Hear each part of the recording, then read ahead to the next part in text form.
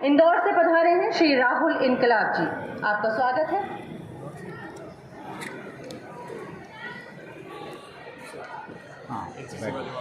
धन्यवाद। RJS positive media ने इस मंच पर मुझे मौका दिया और मंच पे उपस्थित सभी हमारे श्रोताओं को नमस्ते। गुमनाम क्रांतिकारियों की जब बात आती है तो हम पढ़ना क्यों ज़रूरी है, तो हमें सरदार भगत सिंह से सीखने को मिलता है कि 23 साल 5 महीने 26 दिन की उम्र के अंदर जब उसे फांसी के तख्ते पर ले जाया जा रहा है तो वो कहता है कि रुकिए 2 मिनट, एक क्रांतिकारी से मिल रहा है, और उस पन्ने को मोड़ता है और कहता आप चलिए। तो उस पन्ने को जहाँ मोड़ के गया उसे वहाँ से खोलने की जरूरत है। तो उस 23 साल के उस नौजवान से हमें प्रेरणा मिलती है। और जब गुमनाम क्रांतिकारियों की बात आती है तो हम बाजी राउत जैसे 12 साल के उस क्रांतिकारी के बारे में बात करते हैं जिसका इतिहास में कहीं नाम नहीं है, कि जो ढाका की उस नदी को पार करने के लिए जब अंग्रेज को नहीं करने, अंग्रेज को गोली मार देते हैं। फिर हम मुरादाबाद के जगदीश 12 साल के उस विद्यार्थी की बात करते हैं जो 12 साल की उम्र के अंदर अंग्रेजों से 1942 के आंदोलन के अंदर मुखबिर करने के लिए तैयार हो जाता है। इस गुमनाम क्रांतिकारियों के आंदोलन के अंदर 12 साल की अदई बाजी राउत बलिदान देता है, तो 84 साल की मातंगी हाजरा, जो हमारे इतिहास में कहीं भी उनका नाम नहीं है, कुछ ही लोग उनको जानते होंगे कि 84 साल की उम्र के अंदर उसका जज्बा जो उसे बलिदान के लिए प्रेरित करता है।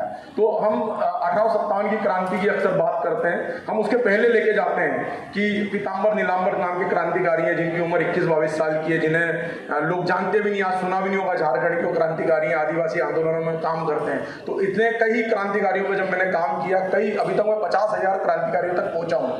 मेरा लक्ष्य 1 लाख क्रांतिकारियों को, गुमनाम क्रांतिकारियों को ढूंढने का है। तो मैंने कई ऐसे नाम मिले हैं कि हम 1857 की क्रांति की बात करते, उसके पहले की क्रांति है दक्षिण भारत में, जब बेलू नाचियार नाम की एक महिला वीरांगना क्रांति के अंदर बलिदान देती है। तो कई ऐसे नाम है दक्षिण भारत के अंदर है। हम फिर मिजोरम जाते हैं तो मातमोर आंदोलन होता है जिसके बारे में हमको जानकारी भी नहीं है। हम तो कई बार समझते हैं कि मिजोरम हमारे देश का हिस्सा है कि भी नहीं है।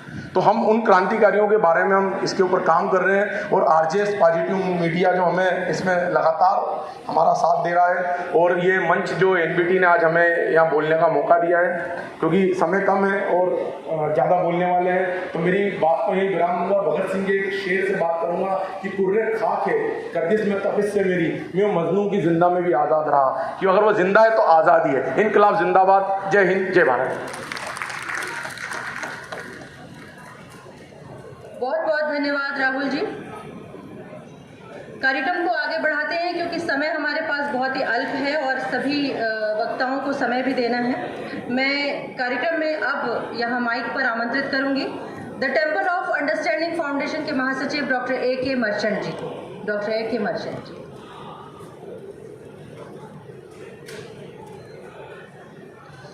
हमारे यहाँ पर सभी उपस्थित भाइयों और बहनों और हमारे वक्तागण और हमारे मंच संचालक बहन शबनम जी, आरजेएस परिवार के श्री उदय मन्ना जी, ये एक बहुत ही हमारे लिए हर्ष और उल्लास का अवसर है कि विश्व पुस्तकालय के दौरान हमारे जो गुमनाम स्वतंत्रता सेनानी है,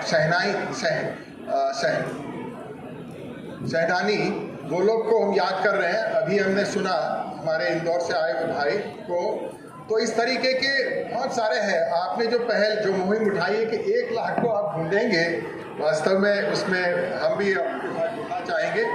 तो मैंने कुछ 7-8 गुमनाम स्वतंत्रता सेनानियों को आइडेंटिफाई किया है। सबसे पहला नंबर तो इसका आपने भी जिक्र किया, मातंगी हाजरा। उन्होंने कितना बढ़िया काम किया कि क्विट इंडिया मूवमेंट से लेकर अंत तक वो वंदे मातरम का उच्चारण करते हुए अपनी सांस अंतिम क्षण दिया। इस तरीके से हमारे कन्हैयालाल मानेकलाल मुंशी जी हैं जो कुलपति थी, उन्होंने भी गांधी जी के साथ क्विट इंडिया मूवमेंट में भाग लिया और भारतीय विद्या भवन के संस्थापक भी थे। फिर एक और तीसरे नंबर पर पीर अली खान, जो 1857 में मंगल पांडे जी के साथ वो भी बहुत बड़ी कुर्बानी दी, और he was among the 14 person जिसको फांसी दिया गया था। और उन्होंने जिस तरीके से हजारों की संख्या में लोगों को प्रेरित किया, उसे भी हमें याद रखना है। एक चौथे नंबर पर आते हैं लक्ष्मी सहगल। लक्ष्मी सहगल का नाम भी आपने सुना होगा, कैप्टन का उनको उपाधि भी दिया गया था और उन्होंने हमारे नेताजी सुभाष चंद्र बोस के साथ जुड़ी और उन्हें ये दायित्व दिया गया कि रानी ऑफ झांसी रेजिमेंट, तो नेताजी सुभाष चंद्र बोस जी का पूरा एक महिलाओं का एक रेजिमेंट था। फिर 5वें नंबर पे है वेलू नाचियार, जो पहली इंडियन क्वीन थी, रानी थी, जिन्होंने अंग्रेज़ों के खिलाफ विरोध किया और एक अपने साथियों के साथ वो रामानंथापुरम जो तमिलनाडु में है, उन्होंने अंग्रेज़ों का विरोध किया और उन्होंने उनको काफ़ी परेशान किया अंत तक। इसी तरीके से खुशलाल कुंवर, वो प्रेसिडेंट थे सूरत पत्थर कांग्रेस कमेटी के और इंडिया, क्योंकि आसाम, मैंने अलग अलग हमारे देश के प्रांतों से स्वतंत्रता सेनानियों के नाम लिए हैं और he was the only martyr who was hanged in the last phase of the quit India movement by 1943। इस तरीके से एक 3 युवाओं को भी मुझे याद में आता है, बिनोय बादल और दिनेश। बिनोय बासु, बादल गुप्ता और दिनेश गुप्ता, 22 साल के, 18 साल के और 19 साल के, वो लोग ने अंग्रेज़ों के वर्दियों में अपने आप को गुप्त करके राइटर्स बिल्डिंग में प्रवेश करके वहाँ पर उन्होंने हमला किया था। हाँ, राइटर्स बिल्डिंग जो कलकत्ते में है, it is the seat of the government, और वहाँ पर जो इंस्पेक्टर जनरल ऑफ पुलिस थे कर्नल NS सिम्पसन, उनकी हत्या की। लेकिन वहाँ के जो सुरक्षा के गुर्द थे, वो लोग की संख्या बहुत ज़्यादा थी और इन तीनों ने अपनी जान गंवाई। बिकॉज उसमें उन्होंने क्या किया, उनको पता था कि अगर उनको बंदी बना लेते हैं तो बहुत यातनाएं दी जाएंगे, तो एक ने तो साइनाइड की गोली ले ली और बाकी दोनों ने अपने आप की हत्या की। They shot themselves. तो साथीगण, समय कम है, एक बात हर वक्त हमें याद रखना चाहिए कि चाहे जितनी तरह से कही जाए और जितनी बार आज़ादी की कहानी से कुछ छूट ही जाता है, जितना भी हम करें। और एक चीज़ मुझे बहुत खुशी की बात कहने को अवसर मिल रहा है कि मैं रेडियो का आदी हूँ और आप जानते हैं कि आज़ादी के अमृत महोत्सव के पूरे वर्ष, यानी 1 वर्ष दौरान, radio, all India radio day अपने आर्काइव से हर रोज़ ऐसी सुंदर सुंदर कहानियाँ हमारे स्वतंत्रता सेनानियों के बारे में बताया कि वास्तव में मुझे पता चला कि ये जो एक देश श्रेष्ठ भारत की बात है, वो हमारे खून में, हमारे घर में, हमारे रग में ये इतने सदियों से रहा है। तो आज अखंड भारत के लिए, एक उज्जवल भविष्य के लिए और एक समृद्ध भारत के लिए, आत्मनिर्भर भारत के लिए हम इन स्वतंत्रता सेनानियों को याद कर रहे हैं जो गुमनाम हैं। वैसे तो मेरे पास लिस्ट में बहुत सारे ऐसे भी हैं जो काफ़ी मशहूर है, जैसे भीखाजी कामा है, अरुण आसफ अली है, वो लोग को तो हम जानते हैं। लेकिन आज हमारे उदय मन्ना जी और RGS परिवार ने ये बहुत ही सुंदर अवसर हमें दिया कि विश्व पुस्तकालय के मेले के दौरान हम कुछ, क्योंकि हम सबको तो याद नहीं कर पाएंगे, और भी बहुत सारे गुमनाम ही रहेंगे, लेकिन हमारे देश को आज़ादी दिलाने के लिए गांधी जी तो प्रथम नंबर पे है, लेकिन उसके साथ ये सारे गुमनाम सेनानियों को भी हमें भुलाना नहीं चाहिए। तो इन कुछ शब्दों के साथ मैं फिर से आप सब आए, उसके लिए बहुत बहुत धन्यवाद। RGS परिवार का मैं एक हिस्सा बन चुका हूँ और हमारी टेम्पल ऑफ अंडरस्टैंडिंग ने कई प्रोग्राम्स मिलकर किए हैं और हमारे यहाँ वरिष्ठ वक्ता जन का भी मैं सम्मान करता हूँ। समय कम है कि मैं आप सबके नाम लेकर आपको अपने तरफ से अपने हृदय की बात और स्वागत कहूँ। तो फिर से बहुत बहुत धन्यवाद। शुक्रिया डॉक्टर मर्चेंट ने बहुत खूब कहा कि आज़ादी की अमृत गाथा में से हमेशा हम सारी चीज़ों को समेटना एक बार में पॉसिबल नहीं है।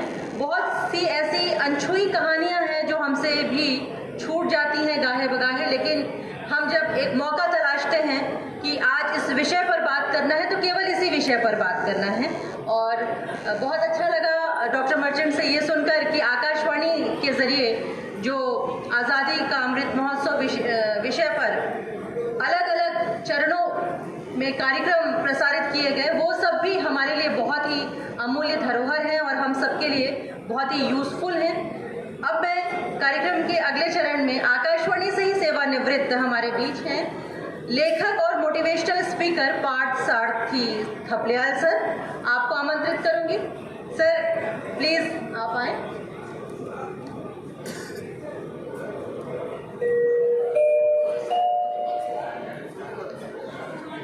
सम्मानित मंच और उपस्थित सभी मित्रों, आज राम जानकी संस्थान की ओर से इस विश्व पुस्तक मेले के अवसर पर के आयोजन में हम उन महान लोगों को याद कर रहे हैं जिन्हें कि हमने भुला दिया है। आनंद फिल्म आई थी बहुत पहले, उसमें एक डायलॉग था कि जिंदगी लंबी नहीं बल्कि बड़ी होनी चाहिए। तो वो जो अभी आप राहुल जी बात कर रहे थे, कितनी छोटी छोटी उम्र के जो है बच्चे, और मुझे तो उससे भी ज़्यादा ये लगता है जब गुरु गोविंद सिंह जी के 4 बच्चों की शहादत हुई थी तो मतलब हृदय जो है दहल जाता है कि किस तरह के वे लोग रहे होंगे, किस तरह उन्होंने काम किया। मैं ऑल इंडिया रेडियो में था और मैंने बहुत से प्रोग्राम जो है उस पर किए हैं आज़ादी के मतवालों पर।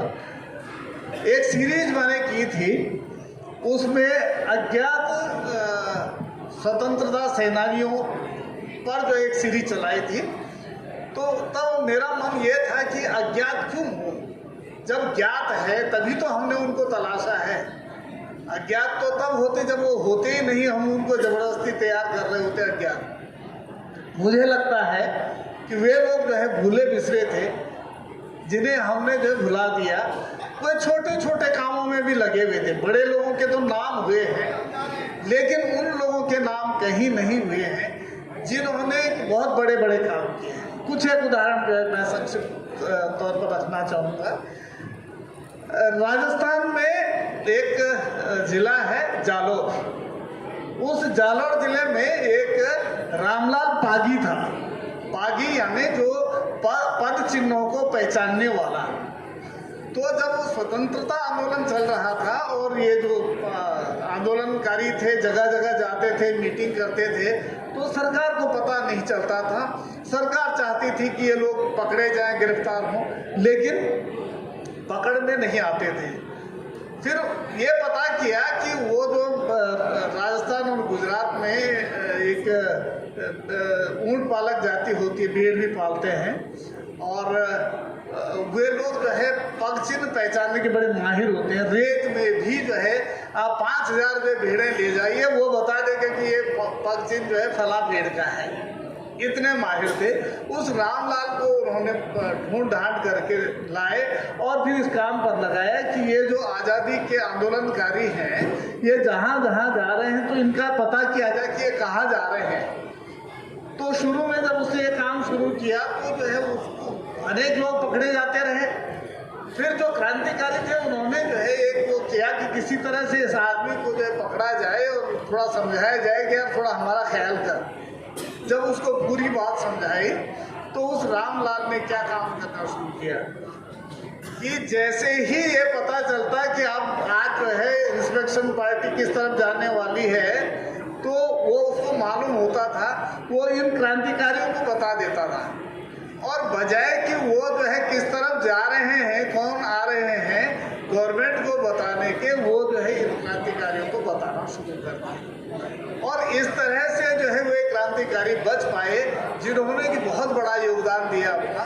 तो इन लोगों का योगदान कोई कम नहीं होता है।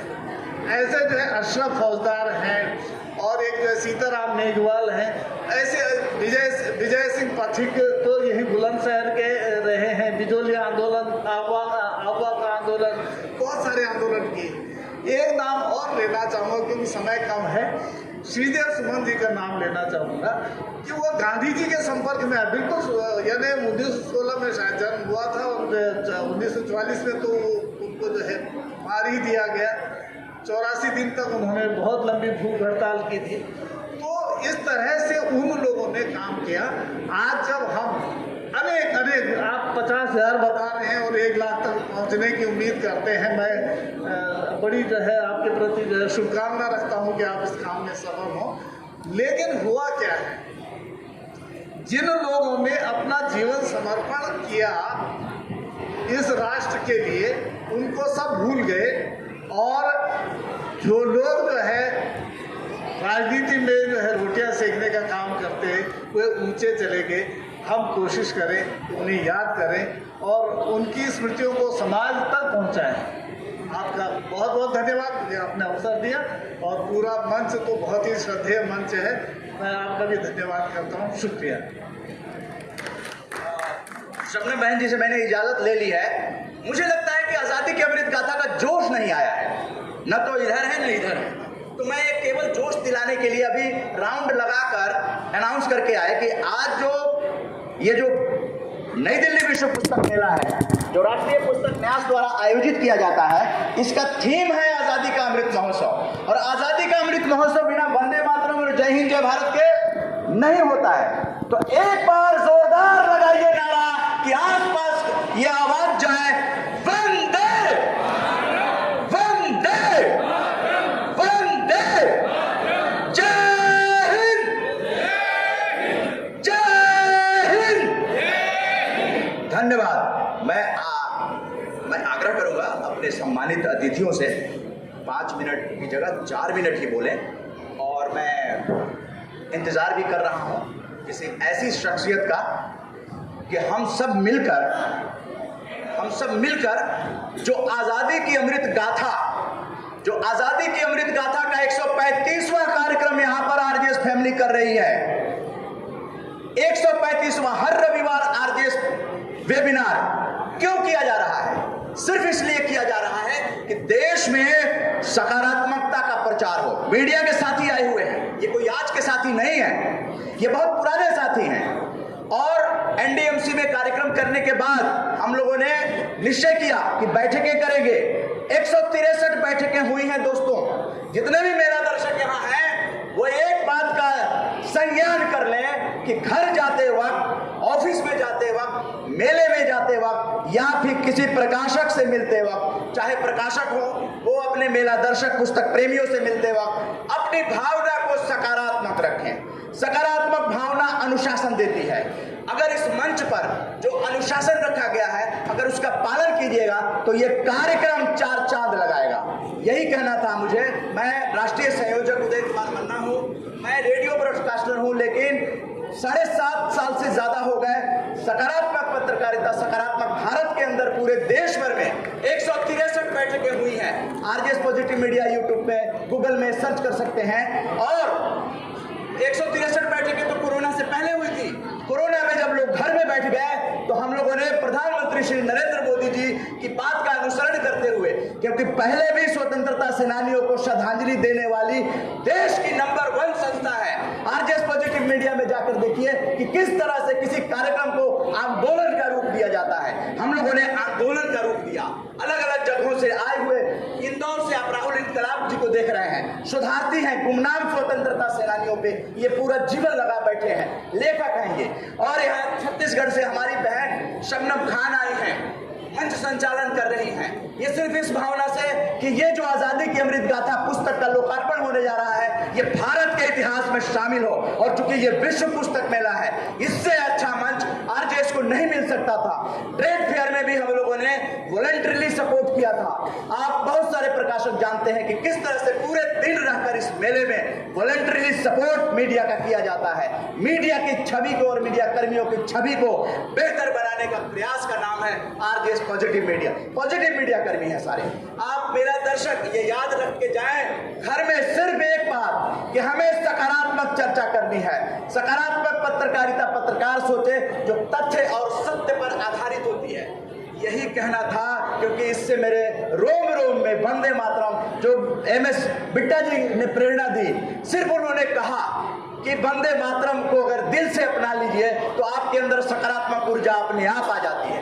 तब से लेकर आज तक और 3-4 बार MS बिट्टा जी आ गए हैं। और ज़्यादा न कहते हुए सम्मानित अतिथि, मुझे भी 5 मिनट से ज़्यादा समय नहीं चाहिए, मैं आमंत्रित करूँगा हमारे RJS अवसर पर सकारात्मक पत्रकारिता जो शुरू हुई है उसके पीछे प्रेरणा को दीप माथुर को 2 मिनट के लिए सिर्फ 2 मिनट। मन्ना जी ने बहुत अच्छा परिचय दे दिया है RJS मूवमेंट का। मैं बहुत अल्प शब्दों में बताना चाहूँगा कि RJS मूवमेंट क्यों स्टार्ट की गई। ये RJS मूवमेंट लगभग आज से 8 वर्ष पहले स्टार्ट की गई।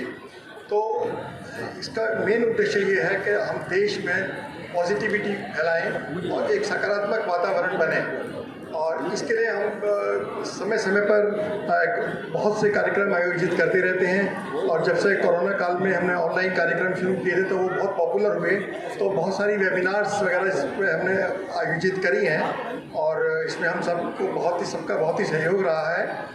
और हमारा मेन उद्देश्य यही है कि पॉजिटिविटी हो अगर, और नेगेटिविटी का अंत हो। अगर पॉजिटिविटी होती है तो हमारे दिल में उत्साह होता है, हम देश के लिए, अपने समाज के लिए और अच्छा काम करते हैं। तो उदय कुमार मन्ना जी हमारे प्रेरणा स्रोत हैं और आप सब लोग उसमें सहयोग देते हैं, उसके लिए आप सबका बहुत बहुत धन्यवाद। अब मैं ज़्यादा समय न लेते हुए शबनम जी को आमंत्रित करूँगा कि वो आगे के कार्यक्रम की संचालन करें। बहुत बहुत धन्यवाद। Thank you. आप लोग आए, आपने इस अवसर की शोभा बढ़ाई, आप सबका बहुत बहुत धन्यवाद।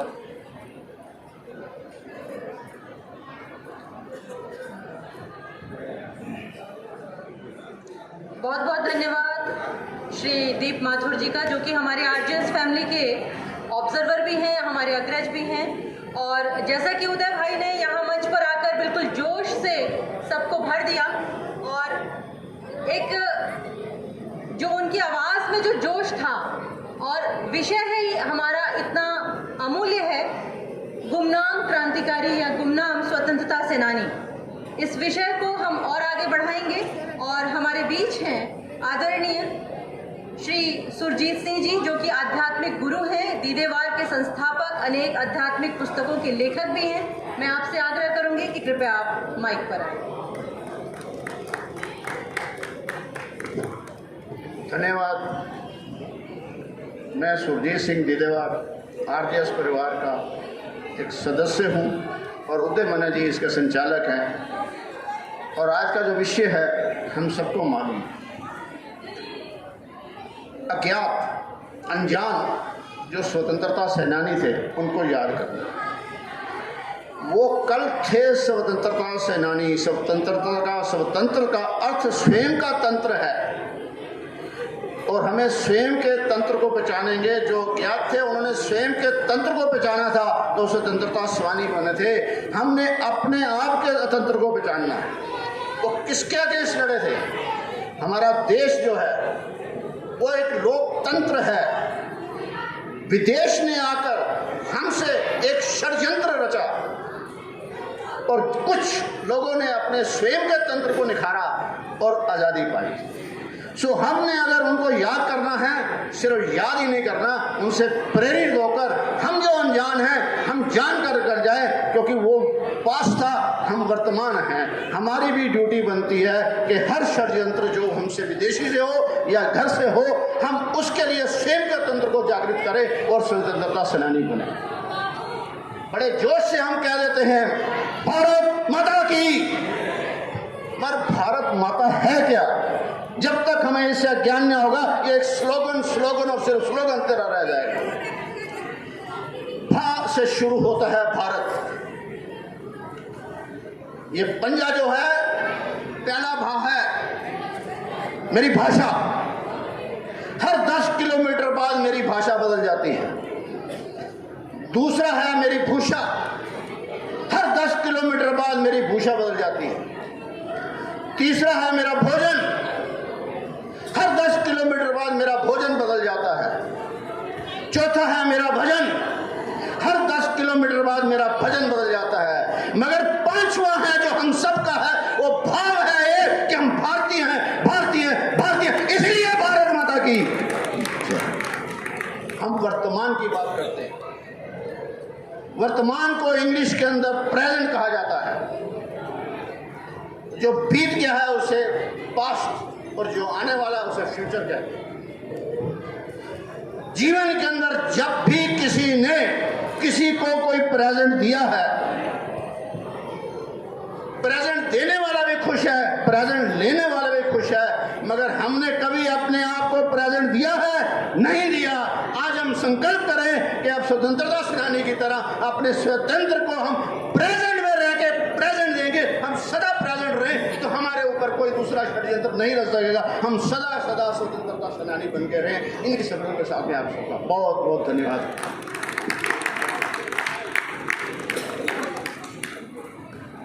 बहुत बहुत धन्यवाद श्री सुरजीत सिंह जी का। कार्यक्रम में हमारे बीच उपस्थित हैं श्री लाल बहादुर शास्त्री राष्ट्रीय संस्कृत विश्वविद्यालय में assistant professor doctor Ramesh Kumar Yogacharya. आपको आमंत्रित करूंगी सर।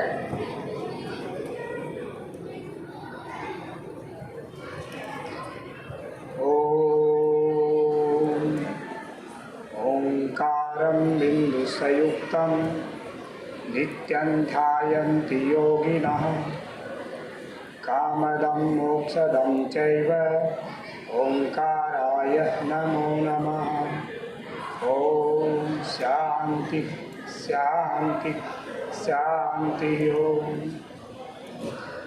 आदर और सम्मान के योग्य मंच बहन सबनम जी और इस आरजेएस के 135वें कार्यक्रम में आए हुए सभी पुस्तक प्रेमी सज्जनों, देवियों, माताओं, बहनों और मेरे सामने बैठे हुए मेरे मार्गदर्शक। आरजेएस एक वैचारिक क्रांति का मंच है जो 2007 से लेकर के आज तक लोगों के अंदर एक क्रांति का भाव लेके आता है, वंदे मातरम का भाव लेकर आता है और सकारात्मक पत्रकारिता का भाव लेकर आता है। आज़ादी की बात, स्वतंत्रता की बात अभी मेरे से पूर्व आध्यात्मिक गुरुजी कह रहे थे कि स्वतंत्र किससे होना है, और क्योंकि मैं योग का छात्र हूँ तो मेरी परिभाषा थोड़ी सी अलग है कि स्वयं के तंत्र से मुक्त होना है। और स्वयं का तंत्र क्या है? तो स्वयं का तंत्र है राग, द्वेष, ईर्ष्या, मोह, माया, ये स्वयं का तंत्र है और इससे मुक्त होना ही स्वतंत्रता है। ये आज की परिभाषा है और 5000 साल पहले की परिभाषा है। लेकिन जो बीच की परिभाषा थी वो जो हम स्वतंत्रता की बेड़ियों में बंधे हुए थे, उससे स्वतंत्र होना उस समय का स्वतंत्र था। क्योंकि लोकमान्य गंगाधर तिलक जी ने कहा था कि जिस प्रकार से इस देश को स्वतंत्र कराने में महर्षि दयानंद और आर्य समाज का योगदान है, यदि आने वाले भविष्य में कभी स्वराज मंदिर बनेगा तो महर्षि दयानंद की मूर्ति सबसे बड़ी होगी। बाल गंगाधर तिलक ने ये बात कही थी। तो इस बात को आज हम इस मंच से भी कहना चाहेंगे कि यदि किसी क्रांतिकारी, चाहे वो आज पूजा हो, हमारे सामने हो, गुमनाम हो या सामने ना हो, उनकी पृष्ठभूमि में यदि किसी का श्रेय जाता है और काम करने की यदि बात आती है तो वो मात्र महर्षि दयानंद सरस्वती थे। और जब महात्मा गांधी मात्र 7 साल के थे, जब महात्मा गांधी केवल 7 साल के थे, उस समय महर्षि दयानंद ने अंग्रेजों की सरकार का विरोध किया था और कहा था कि ये जो नमक के ऊपर कर लगा रहे हैं, सत्याग्रह प्रकाश के प्रथम एडिशन में कहा था कि जो ये नमक के ऊपर कर लगा रहे हैं अंग्रेज सरकार, ये कभी भी सहनीय नहीं है। और उन्होंने कहा था कि स्वदेशी राज्य, विदेशी राज्य कितना भी सुंदर हो लेकिन स्वदेशी से सुंदर नहीं हो सकता है। इसलिए यदि गुमनाम देशभक्तों को, शहीदों को यदि याद करते हैं और यदि स्वामी दयानंद को याद नहीं आता जाए तो मुझे लगता है वो सभा अधूरी रह जाएगी। मैं अपनी वाणी को विराम देता हूँ। जय हिंद, जय भारत। बहुत बहुत धन्यवाद। हमारे बीच उपस्थित हैं आरजेएस फैमिली से और लेखक श्री मुकेश भटनागर जी। मैं आपको पूरे आदर भाव के साथ आमंत्रित करूंगी। श्री मुकेश भटनागर जी। समय सीमा है, मुझे 2 मिनट का इशारा भी हुआ है। तो मेरा प्रणाम और आप सभी को मेरा नमस्कार। आरजेएस परिवार से मैं काफ़ी समय से जुड़ा हुआ हूँ और जो सकारात्मकता हमारे को मिली है उससे मुझे खासतौर पर सेवानिवृत्ति के बाद जब मैं एक राष्ट्रीयकृत बैंक में था तो मुझसे वो ऊर्जा देती आ रही है। आज जो हमारे पास विषय है वह गुमनाम स्वतंत्रता सेनानियों के बारे में है। अभी जैसे जी ने बताया कि 50,000 सेनानियों के बारे में रिसर्च की है उन्होंने, तो मेरे जो आंकड़े हैं, मेरे जो अध्ययन है उसके हिसाब से 1,27,000 हमारे स्वतंत्रता सेनानी हुए जो पकड़े गए अंग्रेजों द्वारा, और उनमें से 200 को फांसी दी गई। हम सभी को 5, 6, 10, 15 को बहुत अच्छी तरह जानते हैं, लेकिन कई गुमनाम में रह गए। ये भी एक हमारे देश के लिए दुर्भाग्य है कि जिन्होंने अपना सब कुछ दे दिया देश के लिए, उनको आज हम भूले बैठे हैं। आज मैं यहाँ एक स्वतंत्रता सेनानी के बारे में बात करना चाहूँगा जो असम के से थे और एनडीए पुणे में जिनकी मूर्ति लगाई गई है, और एनडीए द्वारा बेस्ट पासिंग आउट कैडेट को उनके नाम से मेडल दिया जाता है। उस शहीद का नाम है लचित बोरफुकन। 1622 में उनका जन्म हुआ और 1672 में वह शहीद हुए औरंगजेब की सेना से लड़ते हुए। अकेले उस व्यक्ति ने पूरे असम को कभी भी मुगलों के शासन में आने दिया। पश्चिम में तो शिवाजी थे, वहाँ से मुगल डरते थे। उन्होंने ये सोचा कि हमारा एक मार्ग यहाँ पे पूर्व भारत से शुरू होगा, तो उन्होंने उसको किस तरह से उन्होंने किया। आज वह एक कमांडर के रूप में जाने जाते हैं और उसी के नाम से 400-500 वर्ष हो गए हमारी इंडियन सेना को उसके नाम से बेस्ट कमांडर का, बेस्ट कैडेट का अवार्ड दिया जाता है। तो हमें उसको याद करना चाहिए। स्कूलों में, कॉलेजों में ऐसे हमारे जो स्वतंत्रता सेनानी हैं जो हम भूले बैठे हैं, उनको हमें उनके बारे में परिचय और उनके बारे में पता होना चाहिए, जिससे हमारे देश के बच्चों को ये महसूस हो कि किस प्रकार देश की हमारी स्वतंत्रता और हमारा स्वाभिमान होना चाहिए। धन्यवाद। बहुत बहुत धन्यवाद मुकेश भटनागर जी।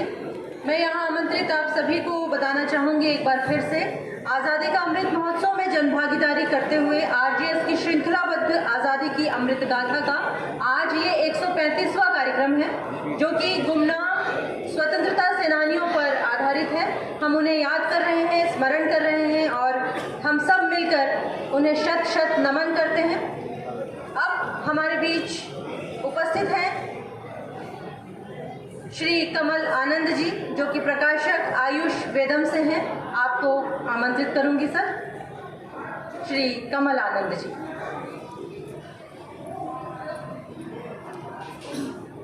आज तो मेरा मंच नहीं है, फिर भी मैं 2 बातें बोलता हूँ। देशभक्ति का मंच है, मैं स्वास्थ्य के ऊपर लिखता हूँ किताबें और ये क्लिनिक चलाता हूँ एक्यूप्रेशर का इंदिरापुरम में। तो सबसे पहले जैसे उदय मल्ला जी बोलते हैं कि भाई जोश नहीं है, तो पहले जोश लाते हैं। जय हिंद, जय हिंद। एक बार और जरा आवाज दूर तक जानी चाहिए आपकी बार। जय हिंद जी। मेरा ये मानना है कि हमारा देश आज़ाद हुआ है, लेकिन अभी हम पूरी आज़ाद नहीं हुए।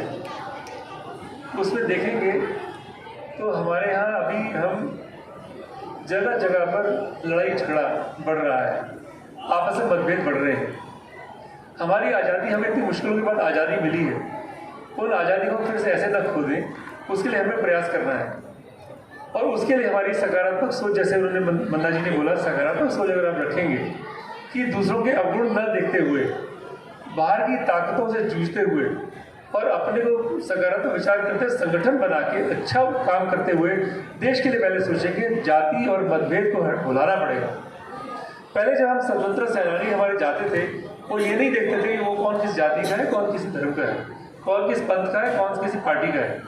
वो उनका एक लक्ष्य होता था कि हमें देश को आज़ाद कराना है। और वही हमारा आज भी लक्ष्य होना चाहिए कि हमारे जो देश में गंदगी है, हमारे देश में जो सड़कें हैं, साफ रहें और हमें मिलकर उसके लिए काम करना है। हमारे बच्चों की हालत कमजोर है, उनके शरीर का स्वास्थ्य, उनकी मन की प्रसन्नता और बुद्धि की तेजस्विता का ध्यान में रखना पड़ेगा। अगर वो शरीर उसका पीड़ा में रहेगा तो ठीक से वो अपना काम नहीं कर पाएगा। और उसका मन दुखी है तो ठीक से पढ़ाई में उसका नहीं मन लगेगा, ना उसका काम में मन लगेगा। बुद्धि अगर उसकी तेजस्वी नहीं है तो उसके धीरे अंदर ही अंदर वो जलता रहेगा। इसलिए उसको सीखना है। हमारे आज देश के हर बच्चे को, हर इंसान को, हर नौजवान को देखना है कि हमारा शरीर स्वस्थ रहे, मन खुश रहे और बुद्धि तेजस्वी रहे, क्योंकि बल ही जीवन है, दुर्बलता मौत है। अगर हमारा देश, हमारे बच्चे, हमारे देश के नागरिक अगर कमज़ोर हो जाएंगे तो हमारे देश की कोई कीमत नहीं रहेगी और हम कमज़ोर देश कैसे आगे लेके जाएंगे। तो इसलिए बल भी जीवन में होना ही चाहिए। बल ही जीवन है, दुर्बलता मौत है। बहुत बहुत धन्यवाद। जय हिंद। धन्यवाद सर। कार्यक्रम को आगे बढ़ाते हुए अब मैं हमारी आरजेएस फैमिली के संयोजक श्री उदय मन्ना जी को मंच पर आमंत्रित करूंगी। आज़ादी की अमृत गाथा के 150 कार्यक्रमों पर आधारित आगामी पुस्तक के पोस्टर का लोकार्पण होना है आज के इस कार्यक्रम में। धन्यवाद बहन जी, छत्तीसगढ़ से आई हैं, मंच संचालन विश्व पुस्तक मेले में कर रही हैं।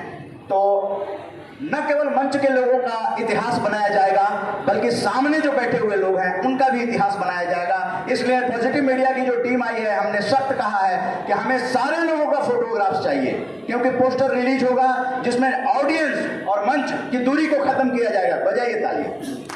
ऐसा अक्सर यहाँ कम होता है। बहुत से हमारे भाई बहन यहाँ पे आए हुए हैं जो अपरिचित हैं, लेकिन वो पॉजिटिव तरीके से आए हुए हैं। और आज पोस्टर का अनाउंसमेंट अभी बहन जी ने किया है। हमारे मुख्य अतिथि मैं बताना चाहूंगा, और इनके सामने तो सूरज को दिखाना है।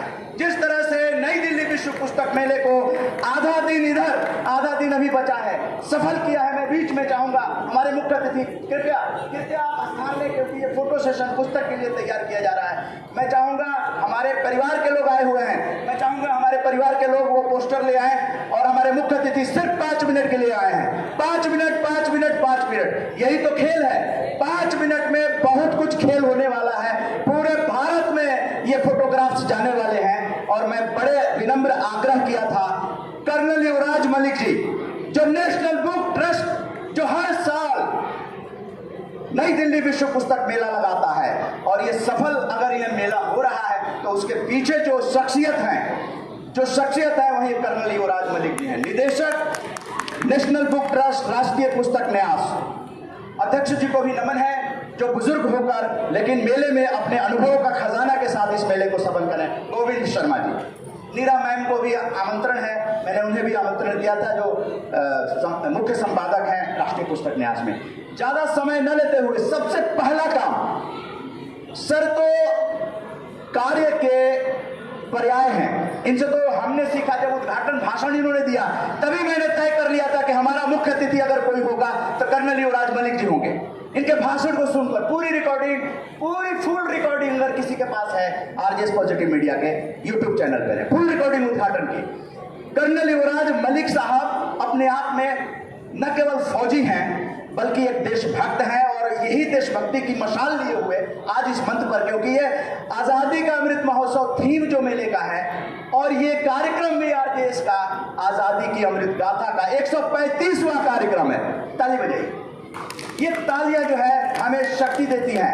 आप तालियां नहीं बजाएंगे आपको वो पॉजिटिव एनर्जी नहीं मिलेगी। क्योंकि योगाचार्य जी, कर्नल युवराज मलिक जी से आग्रह है कि आप पुस्तक लोकार्पण कर दें। फिर 2 शब्द, मैं ज्यादा समय न लूंगा।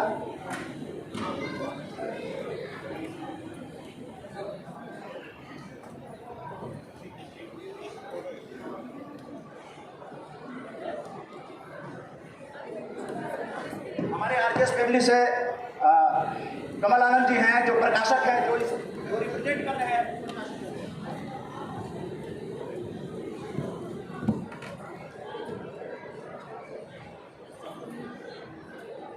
आजादी की अमृत गाथा के नाम से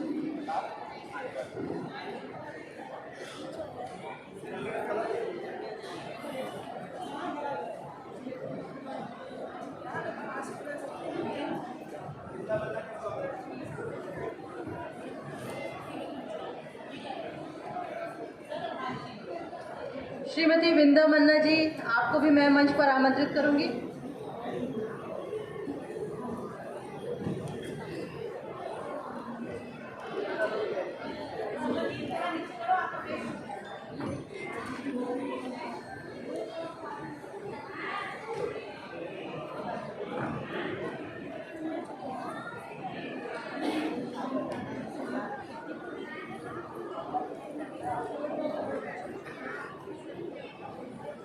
तो सामने देखिए तो स्क्रीन हो जाइए 4-5 फोटोग्राफ निकलता है।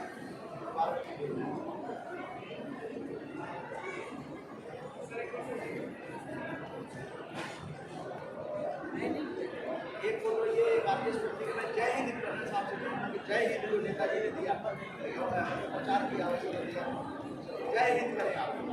ये आरटीएस ट्वेंटी का पहचान है। जय हिंद नेताजी सुभाष चंद्र बोस वाला दाहिने हाथ से जय हिंद, एक फोटोग्राफ जय हिंद। आज़ादी की अमृत गाथा को सफल देखना अगर है तो जय हिंद अपने दिल में बसाना ही है। Thank you.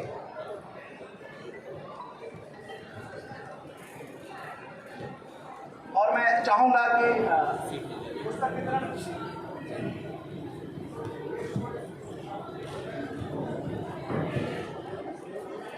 आज इस मंच से हमने एक मुहिम भी शुरू की है आरजेएस फैमिली ने। बुके नहीं बुक्स, यानी बुके के बदले बुक्स का वितरण किया जाएगा। और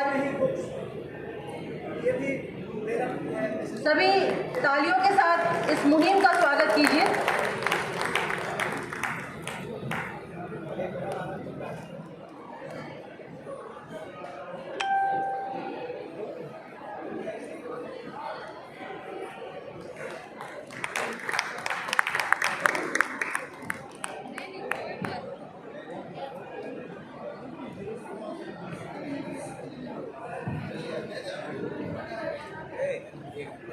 उम्मीद है ये मुहिम दूर दूर तक जाएगी और अपनी सुगंध भी चारों तरफ फैलाएगी। एक बुके खूबसूरती का एक बहुत ही बड़ा एक हमारे लिए बुके बहुत खूबसूरत सा दिखने वाला गुलदस्ता, फूलों का गुलदस्ता होता है, लेकिन बुक्स की खुशबू चारों दिशा में कई पीढ़ियों तक महकती है। आप लोगों के लिए भी पुस्तकें हैं।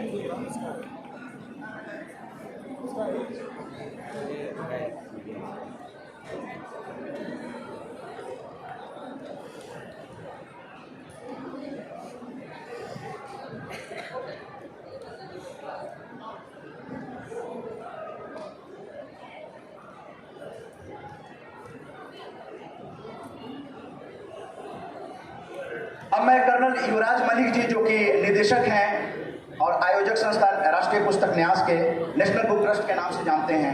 नेशनल बुक ट्रस्ट के मेरे जानकारी में 3 स्टॉल हैं और उस स्टॉल पे बहुत ही अच्छी खासी भीड़ लग रही है। सरकारी ऑर्गेनाइजेशन है, शिक्षा मंत्रालय के अंतर्गत नेशनल बुक ट्रस्ट काम कर रहा है, सराहनीय कर रहा है। मैं सादर आमंत्रित करूंगा आरजेएस जो 25 राज्यों की फैमिली है, जहां 7.5 साल से positivity, only positivity, no negativity, केवल पॉजिटिव बातें होती हैं।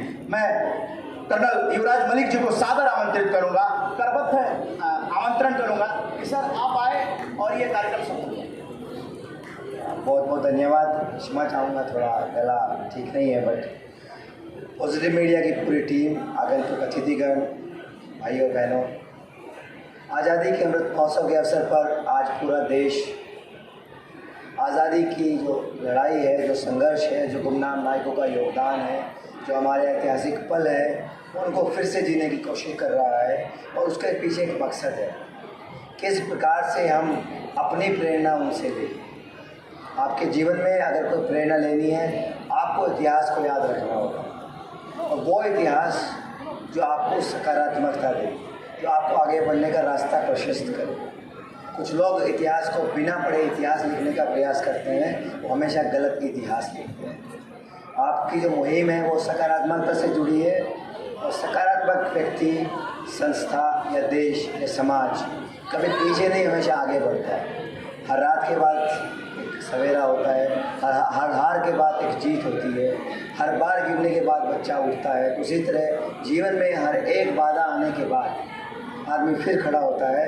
इस पॉजिटिविटी को आप पुस्तक के माध्यम से, देशभक्ति के माध्यम से, सामाजिक चेतना के माध्यम से, जन जागरण के माध्यम से जो मुहिम के रूप में आपने बढ़ाई है, और उसके लिए मैं आप सबका बहुत बहुत अभिनंदन करता हूँ, हार्दिक बधाई देता हूँ, और गर्व से कहता हूँ कि आप जैसे लोगों की वजह से ही समाज में एक पॉजिटिव एनर्जी बनी है, और उसी पॉजिटिव एनर्जी से राष्ट्र निर्माण में एक बड़ी भूमिका आप लोग निभा रहे हैं। दूसरा विषय मैं कहना चाहूँगा कि आज के इस माहौल में, जैसा आपने कहा, बुक है नई बुक, बहुत सुंदर बात है। माननीय प्रधानमंत्री जी का भी यही विजन है कि आप फूल देंगे वो मुरझा जाएंगे, वो किसी काम के नहीं होंगे 2 दिन बाद, लेकिन पुस्तकें अपने घर में रहेंगी, वो आपसे बातें करेंगी, आपसे बहुत कुछ कहेंगी, और न जाने किस दिन वो एक किताब आपका जीवन बदल सकती है। One book can change your life is my message to you. Where is that book? That can happen only when you keep a lot of books at your home. हाथ में आईफोन या सैमसंग गैलेक्सी फ़ोन रखना status symbol नहीं होना चाहिए। Status symbol हाथ में पढ़ने वाली एक बुक होना चाहिए।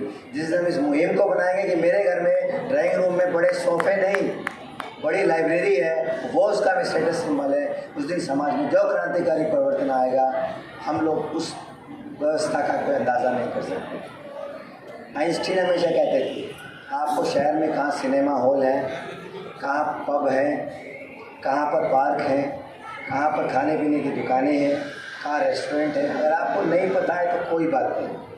अगर आपको ये नहीं पता कि शहर की लाइब्रेरी कहाँ है तो बहुत चिंता का विषय है, क्योंकि समाज अपने मूल्यों से कटकर भौतिकतावाद की ओर जा रहा है। ये वो व्यक्ति कह रहा है जो दुनिया के सर्वोच्च वैज्ञानिक शिखर पर स्थापित हुआ, जिसे दुनिया का सबसे हाई IQ मैन माना गया। आप देख लीजिए, वो व्यक्ति मरने से पहले कहता है कि मुझे लगता है कि मैंने कितना कम जाना और कितना कुछ जानना बाकी था, शायद एक जीवन और मिले ताकि मैं कुछ और जान पाऊँ। ये सब किताबों के चिंतन से निकलता है। आप किताबों के इस महाकुंभ में, इस पर्व में आप आए, आपने सकारात्मकता की खुशबू फैलाई, उस खुशबू के लिए मैं आपका बहुत बहुत धन्यवाद देता हूँ। क्षमा चाहूँगा आने में देरी हुई, अभी रूस के विदेश मंत्री आने वाले हैं इंटरनेशनल पवेलियन में, प्रोटोकॉल के तहत मुझे वहाँ होना है, क्षमा चाहूँगा, लेकिन आपने मुझे बुलाया उसके लिए आपका बहुत बहुत धन्यवाद। 10 सेकंड सर, 10 सेकंड केवल पॉजिटिव मीडिया आ जाइए जो 9 दिनों तक मेहनत करने वाले हैं, पीछे आ जाइए सर, बैठ। धन्यवाद। आइए पॉजिटिव मीडिया यहाँ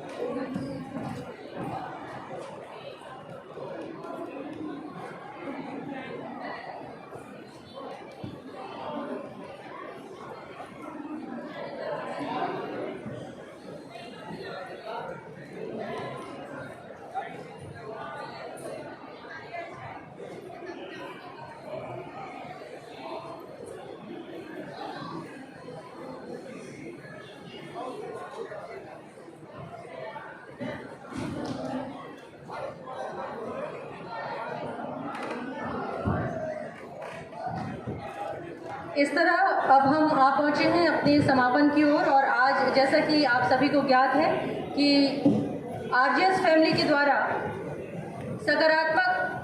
सकारात्मकता के प्रचार प्रसार हेतु ही ये कार्यक्रम आयोजित हो रहा है। और 150 कार्यक्रमों की श्रृंखलाबद्ध श्रेणी में आज ये हमारा 135वां कार्यक्रम था, जो कि आधारित था फूले बिसरे क्रांतिकारियों या गुमनाम स्वतंत्रता सेनानियों को हमने आज ये श्रद्धांजलि स्वरूप अर्पित किया है ये कार्यक्रम। मैं एक्चुअली ये चाह रहा हूँ, और ये RGS के 22 ग्रुपों में अनाउंस किया गया था कि जो हमारे कार्यक्रम में आएंगे और कार्यक्रम भी संपन्न होने वाला है, फोटो सेशन में ज़रूर भाग लें। आप सभी यहाँ पर आएँ, और हम चाहेंगे आग्रह सभी लोगों से करना है, आप सकारात्मक भारत आंदोलन जो 7.5 साल से चल रहा है, ये देश का आंदोलन है। राष्ट्र प्रथम, भारत एक परिवार, विश्व एक घर, और इसको देश ने समर्थन किया है, तभी 163 बैठकें हुई हैं और आज़ादी की अमृत गाथा का 135वां कार्यक्रम हो रहा है, सिर्फ सकारात्मक सोच से। तो आप सभी आइए, हमारे पास तिरंगा है।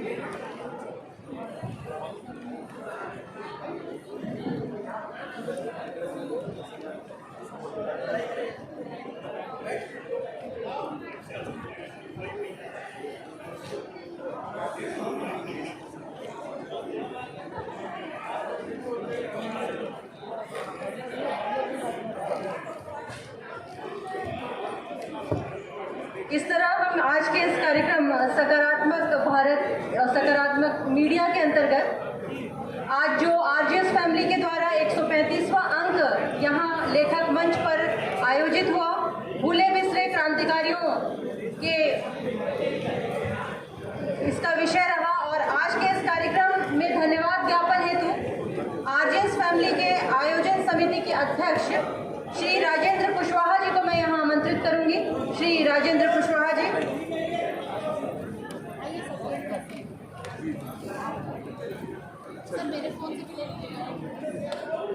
सभी को मेरा सादर नमस्कार।